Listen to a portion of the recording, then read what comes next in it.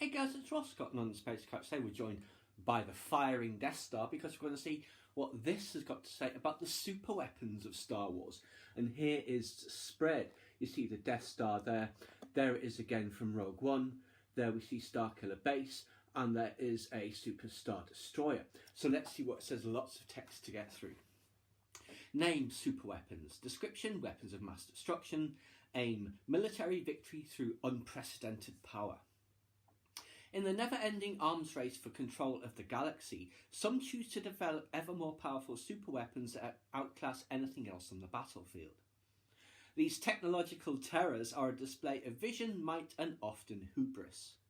They're the result of believing that great power will lead to complete control. Yet in almost all circumstances, they turn out to be great failures. Ironically, these costly weapons are undone not by rival technological marvels, but instead by the ingenuity of a few individuals. Rumours persist of any number of terrible inventions throughout time, from interstellar freeze rays to chemical weapons that turn organics into stone. What is certain is that some mega weapons are indeed real. One of the earliest known examples is the great engine designed by the Sith Lord Darth Momin, and he's from the Darth Vader comic, and he's responsible for what happened on Mustafar, turning it into that hellhole. This weapon has the ability to destroy an entire city, a great feat in its time. It is part of the Sith's super weapon tradition, as more than 1,000 years later, Darth Sidious lays out plans for terrible devices of his own. The Death Star orbital battle station is to be the Empire's ultimate weapon. Its development begins before the Clone Wars, when the Geonosians create the schematics for a moon-sized battle station. A theoretical platform at that point, the plans are entrusted to Darth Tyrannus so that his master can begin construction after the fall of the Republic. While it requires a massive diversion of resources, assembly of the station itself is relatively straightforward. The station's main delays are caused by its problematic main weapon, which proves to be a research and development nightmare. Under the leadership of Director Orson Krennic, Imperial scientists aim to harness the power and amplification of kyber crystals to create a laser that's powerful enough to destroy a planet. The practical application of this theory causes years of delays until Galen Erso solves the technical challenges. Once completed, the Death Star's weapon lives up to expectations, and its most devastating test destroys the planet of Alderaan entirely. Deep within the station lies a fatal flaw which is seized upon by the Rebel Alliance. They destroyed the station with a targeted starfighter assault.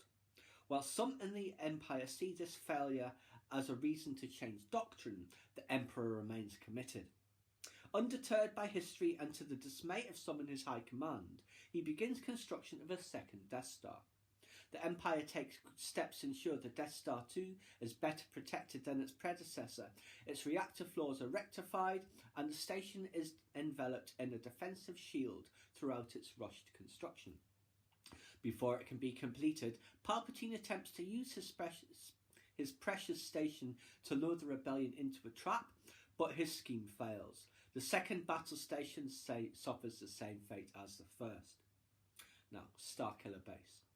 The scientific principles that power the Death Star are applied on an even more terrifying scale with the construction of Starkiller Base.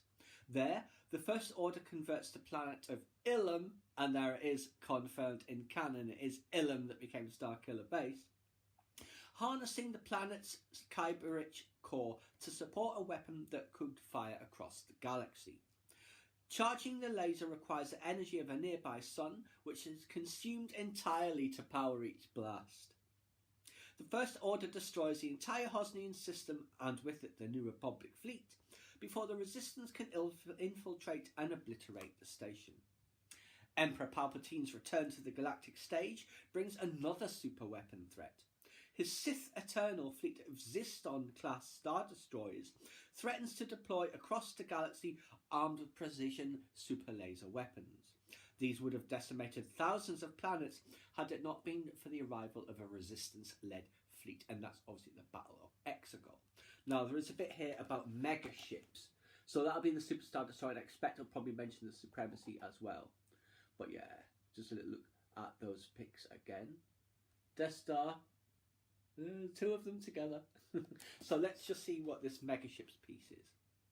Naval warfare evolves with the advent of ever more impressive capital ships, harnessing unprecedented size and firepower to dominate space battles. The Separatist Alliance constructs the Malevolence, that's right from the Clone Wars, a warship armed with mega ion cannons that can disable an entire Republic battle group in a single blast. Having scaled up its Star Destroyers, the Empire continues to push the size of its fleet with an Executor class Star Dreadnoughts. These Super Star Destroyers stretch more than 12 times longer than the standard Imperial class and serve as flagships for the highest ranking Imperials. Darth Vader and Emperor Palpatine each take one as their command ship. Supreme Leader Snoke oversees the First Order from his own megaship, the Supremacy. This vessel is so large that it serves not only as a command centre and battleship, but also as a mobile manufacturing centre to further arm the First Order's expansion, and it went the same way as all of the others. Now, the quote here is from Admiral Motti from A New Hope. This station is now the ultimate power in the universe. I suggest we use it. And they did, several times. On Jeddah, on Scarif, on Alderaan. And obviously the second Death Star only ever destroyed a bunch of rebel capital ships, and Starkiller Base destroyed the entire Hosnian system and whatever it did in the tests for that weapon being developed, which we saw a little bit of in Star Wars Resistance when they find hollowed out planets and a solar system with no sun and all that sort of thing. So yes, the Sith, the Empire, whatever you want to call them, they always love their super weapons. So there you go, guys. That's just what this has got to say about them. Let's just have a little turn of the Death Star. There it is, firing on Jeddah. There you go. Hope you enjoyed. Please subscribe to my channel if you enjoyed this content. Leave me a comment or suggestion for what topic you'd like to see discussed, or like the video.